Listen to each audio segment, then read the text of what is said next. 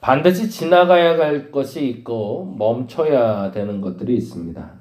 멈춰진 곳에는 싹이 나고 열매가 날 거지만 지나가야 될 것이 지나가지 않는다면 후패해질 겁니다. 하나님, 지나가야 될 것들은 온전히 지나가게 하여 주옵시고 지나쳐 보내게 하여 주옵소서. 잡아야 될 것이 있고 놔 버려야 될 것이 있습니다. 구별의 지혜가 우리에게 있을 때 하나님의 싹이 날 줄로 믿습니다. 하나님, 우리에게 그 지혜를 허락하여 주시옵소서.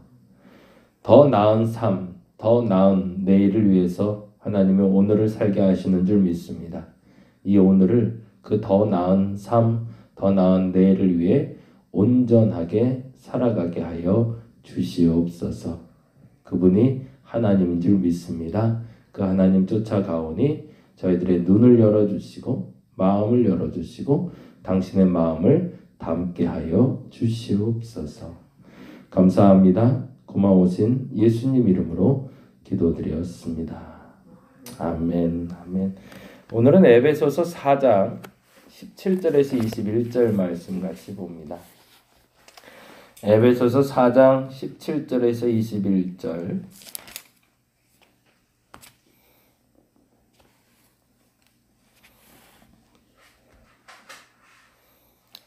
17절에서 32절까지는 죄송합니다. 17절에서 32절까지.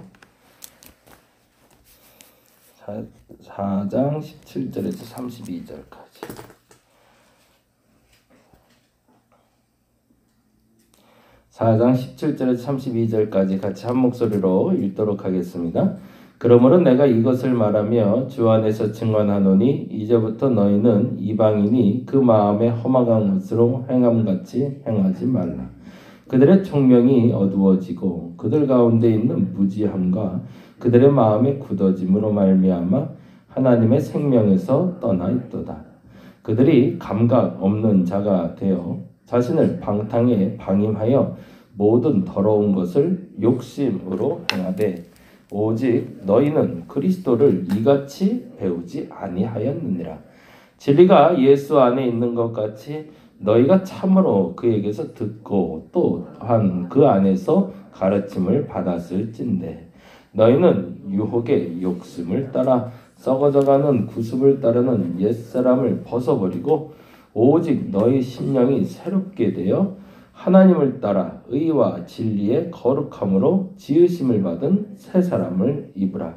그런즉 거짓을 버리고 각각 그 이웃과 더불어 참된 것을 말하라. 이는 우리가 서로 지체가 됨이라. 분을 내어도 죄를 짓지 말며 해가 지도록 분을 품지 말고 마귀에게 틈을 주지 말라. 도둑질하는 자는 다시 도둑질하지 말고 돌이켜 가난한 자에게 구제할 수 있도록 자기 손으로 수고하여 선한 일을 하라. 무릇 더러운 말은 너희 입 밖에도 내지 말고 오직 덕을 세우는데 소용되는 대로 선한 말을 하여 듣는 자들에게 은혜를 끼치게 하라. 하나님의 성령을 근심하게 하지 말라. 그 안에서 너희가 구원의 날까지 인치심을 받았느니라.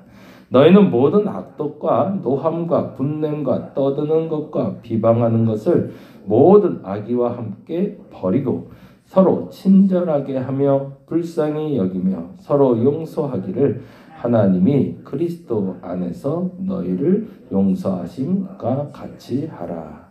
아멘. 아멘.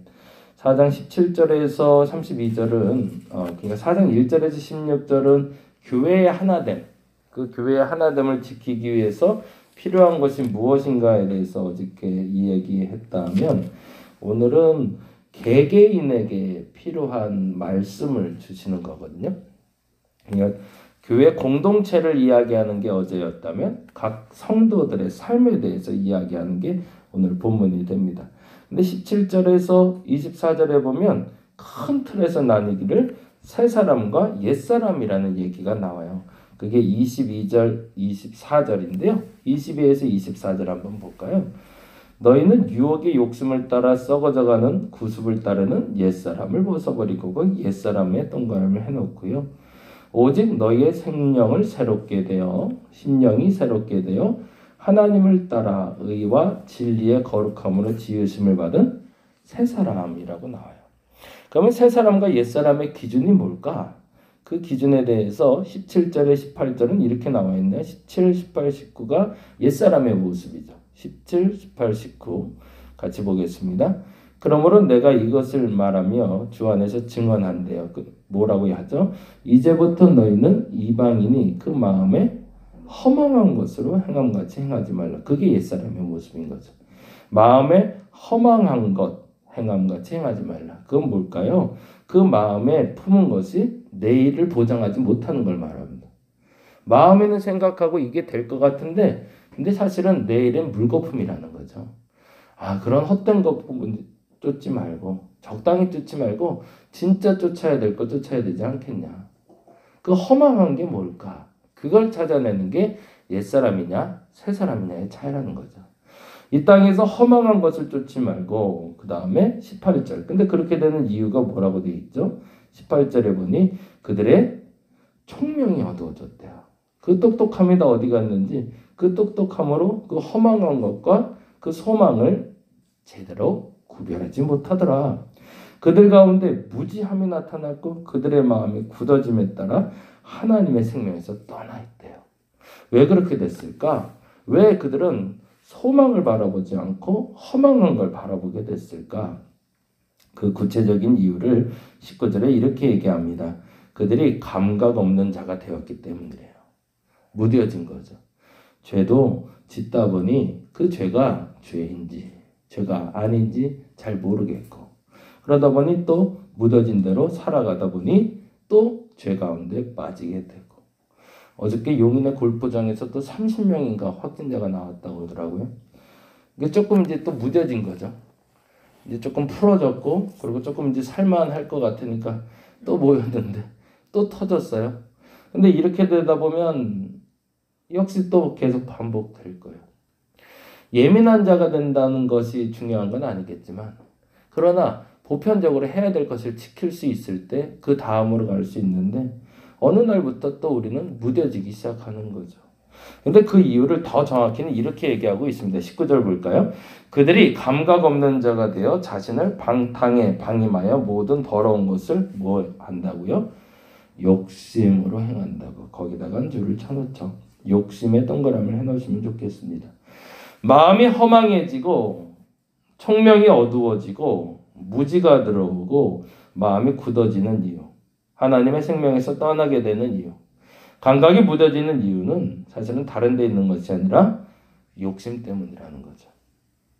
자신이 가진 그 욕심 때문에 궁극적으로 하나님의 생명이 내게 임해서 그 생명의 값으로, 생명의 맛으로 살아가야 될 인생이 그 생명의 맛으로 살아가지 못하는 가장 큰 이유는 나의 욕심이 나를 지배하고 있기 때문이다. 그래서 다시 한번 이렇게 반복하는 게 22절이죠. 읽어볼게요. 너희는 유혹의 욕심을 따라. 거기 욕심에 다시 동그라미를 해놓겠습니다. 결국에 그러면 옛사람과 새사람의 구별점은 어디에 있다는 거죠? 이것이 욕심인가? 이것이 욕심이 아니고 소망인가? 구별할 수 있을 때 이 사람은 그리스도 안에서 새 사람이다 아니면 옛사람이다로 구별할 수 있다는 거죠. 신앙생활 하면서도 과거에 가졌던 그 욕심을 그대로 갖고 있다면 과거에 하고 싶었던 그 일을 계속하기를 원한다면 그거는 새 사람이 아니라는 얘기입니다. 근데 만일에 신앙생활 하면서 과거에 가졌던 그 욕심이 사라졌다면 더 정확히 말하면 그 욕심에 빠지지 않는다면 나는 새 사람인 거죠. 그래서 그 구체적인 예를 얘기하는 게 바로 25절에서 32절입니다. 구체적으로 그러면 그 새 사람이란 뭘까? 그러면 옛사람으로서 구체적으로 실제적으로 우리가 버려야 될 게 뭘까?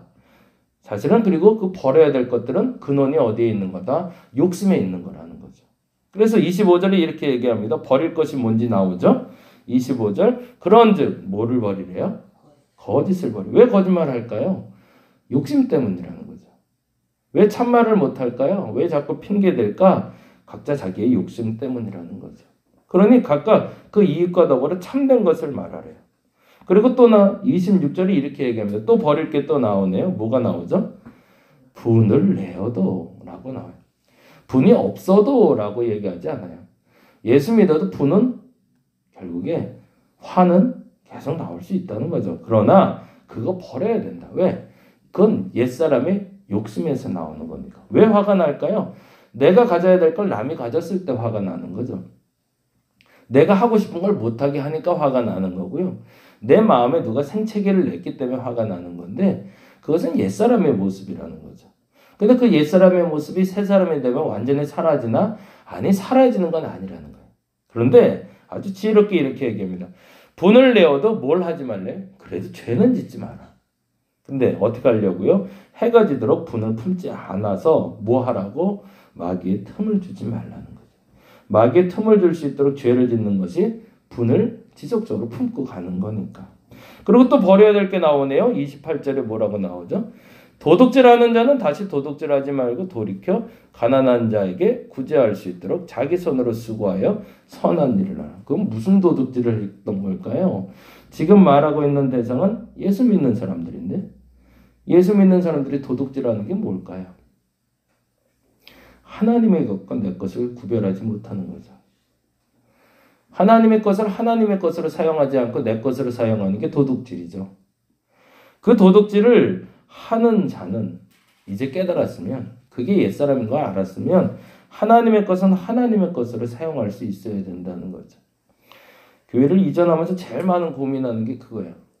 귀한 헌금들이 지금 모여서 그것 때문에 시작이 됐는데 얼마나 값지게 쓸 수 있을까가 지금 계속 고민이에요. 얼마나 귀하게 써야 될까. 그런데 그 헌금이 더럽게 쓸 수도 있겠구나. 도둑질하듯이 내 욕심대로 쓰인다면. 그러지 않았으면 좋겠다는 거죠. 우리의 삶 가운데 무엇을 지금 도둑질하고 있고 하나님 거를 내가 도둑질하고 있지 않은 게 뭔지. 그래서 차라리 하나님께 헌금하는 걸 못하겠다면 뭘 하는 게 나은 거예요. 가난한 자에게 구제할 수 있도록 자기의 손으로 수고하여 선한 일을 하는 게 맞다는 거죠. 그게 하나님의 사업에 사용되는 거니까. 요즘 그런 얘기들도 많이 해요. 큰 교회들 얘기일 수 있겠죠. 보통 헌금을 많이 하는. 도저히 그 돈을 어디다 쓰는지 알 수 없어서 헌금 못하겠다는 얘기들이 왕왕 나와요. 그러면 차라리 뭐 하라는 거예요? 차라리 구제에 쓰라는 거죠. 그거 쌓아놓고 욕심 키우지 말고. 왜? 그거 욕심 키워봐야 죄를 낳고 옛사람으로 돌아가게 되니 차라리 돈이 남았는데 아니 더 정확히 이건 하나님 거 맞을 것 같은데 도대체 우리 교회는 내가 헌금 못하겠어 라는 생각이 든다면 그 돈은 결국에 하나님 거니 그 돈은 선한 일을 위해서 구제를 위해 사용하라는 얘기입니다. 그게 마땅한 일이라는 거죠.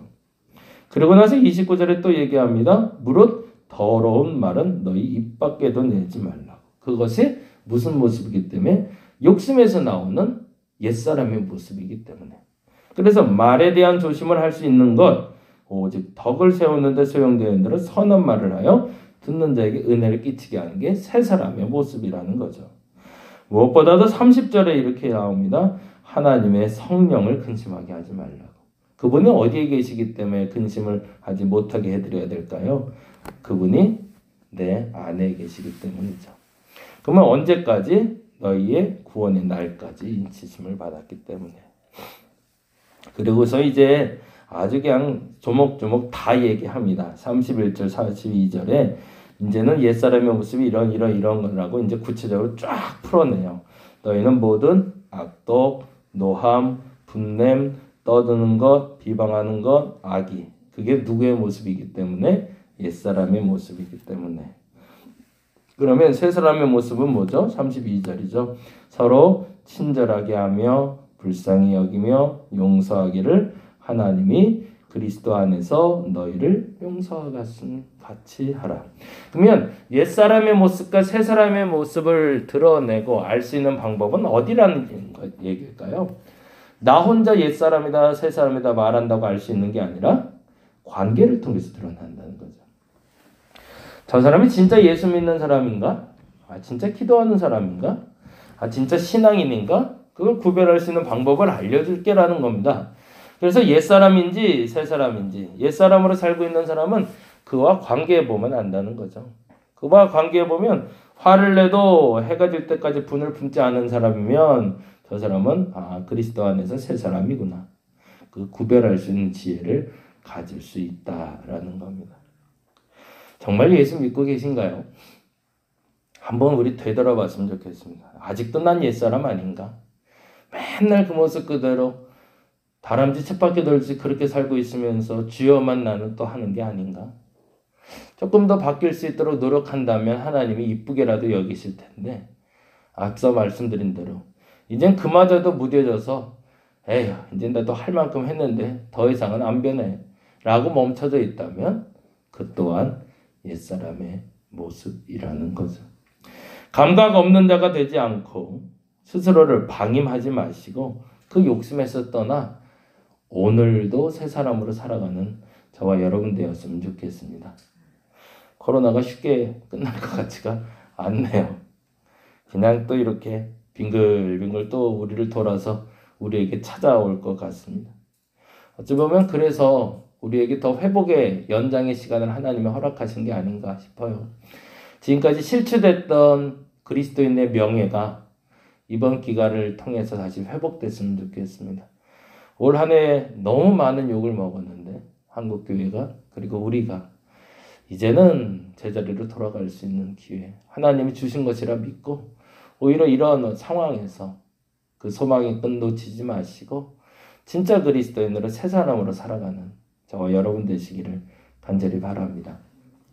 어저께 얘기 잘 마쳤고요. 인테리어 하시는 분하고 오전 12시에 만나서 한 4시까지 4시간 얘기했나 봐요. 장장 4시간 얘기했는데 즐겁고 기쁜 시간 됐습니다.